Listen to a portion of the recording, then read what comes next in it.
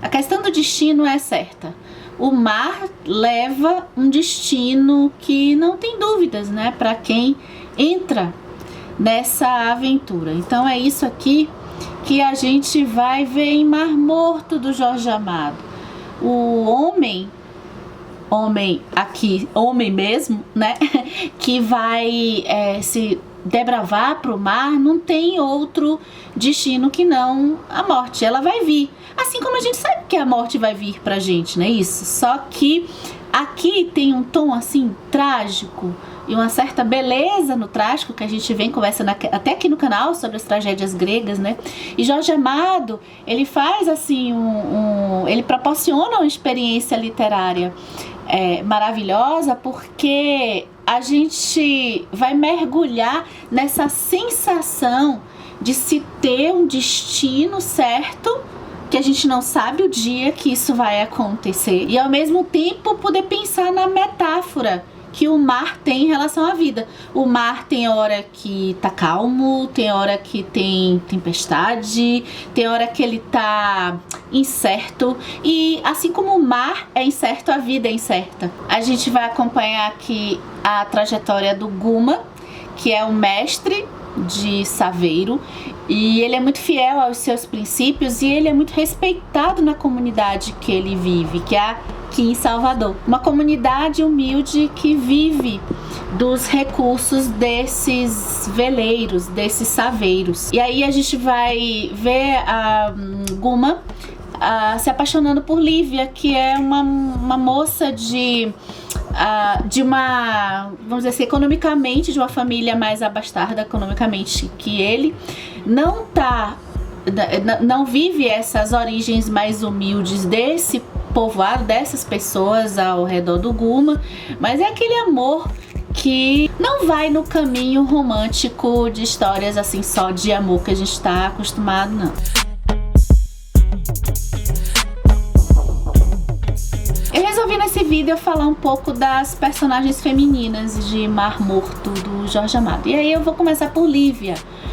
Lívia que vai, de certa forma, romper um destino pré-determinado que a família tá organizando para ela, porque a família é economicamente melhor, é aquele drama um pouquinho Romeu e Julieta, né, que não deseja que ela se relacione com o Guma. Então ela vai tomar as rédeas da sua vida para viver esse amor junto com esse nosso protagonista. E assim, Lívia e Guma vivem geograficamente, né? A gente vê aqui essa coisa da cidade alta e da cidade baixa. A cidade baixa, que é esse povoado, né, que tá com Guma, que tem esses saveiros, né, mais humilde.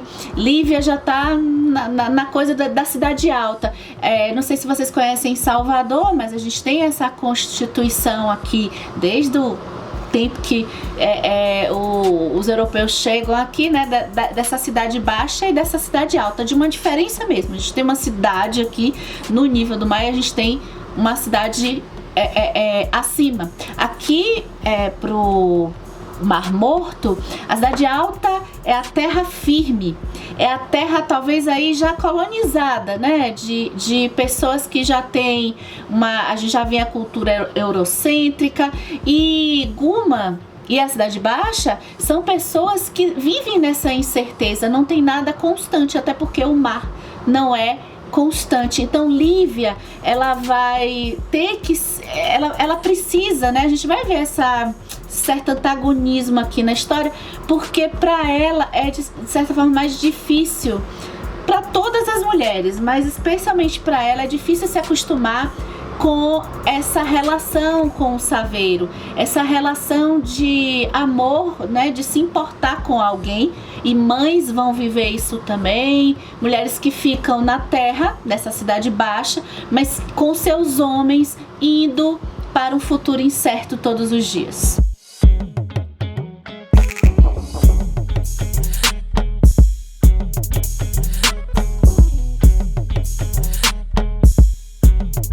Guma é tão firme aos seus princípios, né? Ele tem como todos, né? A gente tem aqui um pouco em Salvador essa cultura da pesca ligada a Iemanjá. E Guma tem esse ofício, inclusive ele gosta disso, ele gosta desse contato com o mar. E Lívia vai contrapor a isso, porque ela odeia, ela odeia essa sensação de que a qualquer momento ela pode perder uma pessoa. E ela vai odiar o mar. Ou seja, e outras mulheres também. Ela odeia o mundo que ela vive, né? A gente pode até fazer uma analogia com esse dilema da mulher de não se adaptar a essa cultura. Porque as mulheres de Mar Morto, elas não se adaptam a essa cultura que elas estão vivendo aqui. E então a gente vai poder perceber que, por exemplo, essa dualidade, que por um lado o fascínio pelo mar e por outro essa relação de ódio pelo que o mar pode oferecer pra gente. E por falar em não aceitar o meio que vive, eu vou falar de uma das minhas personagens preferidas, que é a professora Dulce, uma professora sonhadora que tenta, tadinha, sem conseguir realmente mudar o destino das crianças desse local. Ela tenta lutar contra o sistema, ela vê aquelas crianças ali na escola, na sua turma, e meninos brilhantes como Guma, que ela sabe o destino que ele vai ter, e esses meninos que vão acabar indo pro mar de qualquer jeito, né? Eu registrei esse trecho aqui, ó. O mar é belo e é terrível. O mar é livre, dizem, e livres são os que vivem nele. Mas Dulce bem sabia que não era assim, que aqueles homens, aquelas mulheres, aquelas crianças não eram livres, estavam acorrentados ao mar, estavam presos como escravos. E Dulce não sabia onde estavam as cadeias que os prendiam, onde estavam os grilhões dessa escravidão. Eu tive um insight assistindo ao vídeo da Maria Homem conversando com Christian Dunker, e lembrando que todas as referências desse vídeo estão aqui embaixo no box de descrições, quando você assiste no YouTube. E eles ficaram comentando sobre uma frase que eu ouvi, eu já ouvi muito, mas eu me lembro demais no filme A Noviça Rebelde, The Sound of Music, e que fala assim: quando Deus fecha uma porta em outro lugar, ele abre uma janela. E o insight da diferença de porta e janela. Fechar uma porta e abrir uma janela é a mesma coisa? Porque a janela, Maria Homem vai falar isso, né? A janela, ela é um local que a gente tá ali espiando lá fora. Na janela, a gente fica ali debruçada, no máximo vendo a paisagem, a gente fica como espectador, né? A gente não tá vivendo a própria vida, vivendo a vida, a gente tá olhando a vida dos outros, a gente tá olhando a natureza, que é ok também, tá? A gente tá olhando. O que não é ok, que pode acontecer, é a gente também fazer fofoca, espiar os outros, né? Pra a gente aumentar o nosso narciso, o nosso ego. Só que a porta não. A porta é o local que a gente sai de um espaço para outro. É o local que a gente sai da nossa casa, a gente sai para a vida. A gente sai da proteção e vai para fora, ou volta para a proteção. Então a porta é mudança, é protagonismo. E em Mar Morto, a gente tem mulheres realmente pensando no seu destino, até sendo atuantes no seu destino. Mas existe a tela do destino lá, sabe? Existe também aquela espera. A gente sente aqui Mar Morto a sensação de espera, e que casa muito com pandemia, né? Casa muito com isolamento.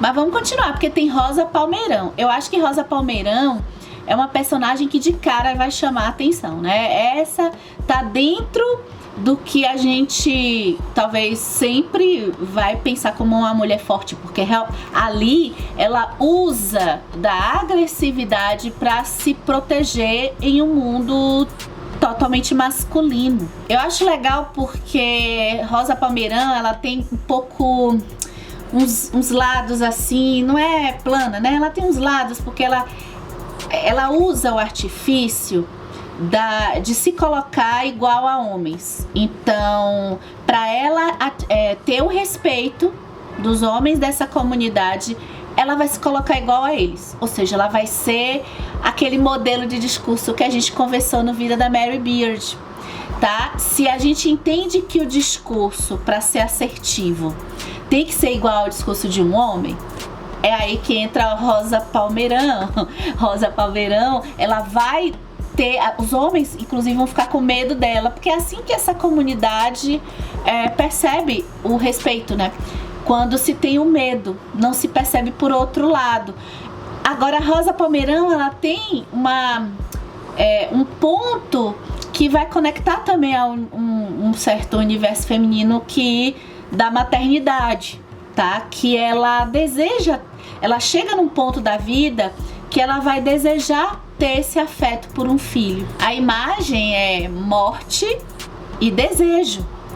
E tem um artigo que eu li de 2 pesquisadores do Jorge Amado, dessa obra, que vai fazer uma conexão com Iemanjá. E eu gostei muito de ter aprendido isso, né? Porque Iemanjá, na cultura, ela tem esses 2 lados também. O Eduardo de Souza Ponce e a Maria Carolina de Godoy, eles vão falar da Iemanjá Oguntê e da Iemanjá Sabá. Iemanjá Oguntê, jovem guerreira. Iemanjá Sabá, ela tá mais na maturidade e ela é mais maternal. Bem, eu falei das minhas personagens preferidas. Eu quero saber a de vocês, se vocês leram. Mas eu preciso, nesse vídeo, também falar de outras coisas, assim. Primeiro, a narrativa. Acho que se esse livro tivesse que ganhar um Oscar... se tivesse um Oscar de livros... E tem, né? Tem prêmios de livros. Mas, assim, se tivesse aquele prêmio, assim, de... narrativa impressionante, seria de Mar Morto. Jorge Amado faz uma coisa que é muito raro a gente ler, trazer uma sensação, trazer em palavras coisas que são da natureza, que são sensações que são praticamente indescritíveis em palavras, porque a palavra limita, né? A gente já teve essa conversa aqui. A palavra é muito difícil conseguir expressar o indizível em palavras, são códigos. Por exemplo, o mar, essa sensação que a gente tem, por exemplo, eu não sei se vocês já pegaram um barco, é uma sensação de vai e vem, de tempestade, de tormenta. É como se a gente percebesse o mar na narrativa, porque Jorge Amado, por exemplo, quando vai falar de uma tempestade, as palavras dele vão simular uma tempestade. Quando é uma calmaria, as palavras dele vão dar aquela calma, numa sensação de leitura da calmaria. É uma coisa impressionante, só lendo para você poder imaginar uma coisa dessas. E isso, uma outra pesquisadora que eu li, que é a Ana Helena Bellini, ela vai explicar como que esse jeito de escrever é muito comum, é uma coisa característica nossa das literaturas latino-americanas e brasileira, por exemplo, né? O Jorge Amado, baiano, ele traz nas palavras esse clima do mar e esse clima da Bahia, que nós estamos com a conexão com as culturas africanas muito fortes e nós temos essa coisa do ritmo. E esse ritmo que também acaba sendo um saber, acaba sendo uma expressão.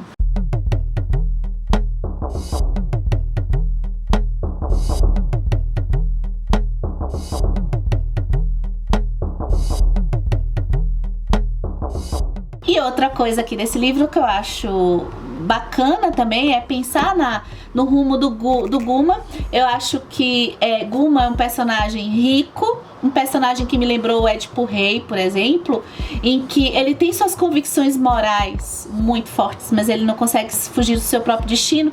E eu acho que no determinado momento que ele age, que é como todo ser humano, Guma, ele não é infalível, ele tem, então existe uma questão moral interessante nesse livro pra gente pensar, porque Guma, ele vai romper com aquilo que ele acredita, como um comportamento, vamos dizer assim, ético com seu amigo.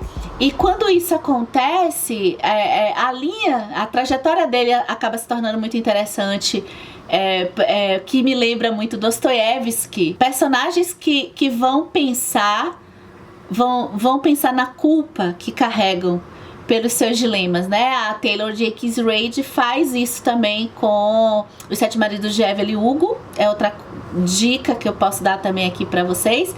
E Guma vai viver o tormento dos sentimentos de raiva, ódio. Por mais que se coloque uma justificativa nesses debates de literatura, né, que são tão ricos, eu já ouvi frases assim, mas como uma pessoa pode se identificar com Raskolnikov de Crime e Castigo? E claro que a gente está aqui debatendo, e eu acho que talvez a maioria de nós não somos assassinos como Raskolnikov, mas quem nunca passou por um sentimento de culpa? Quem nunca passou, quem nunca falhou e viveu esse conflito de fazer justificativas? Mas eu fiz isso porque eu estava nessa situação. Mas quem tem suas convicções morais fortes vai sofrer, vai passar por um sofrimento até realmente cumprir o destino, né? O destino tá aqui em Mar Morto com tantas reflexões. Essa obra é incrível. Eu queria saber o que você achou, ou se você não leu, se você ficou com vontade de ler, tá? É isso, e até o próximo vídeo.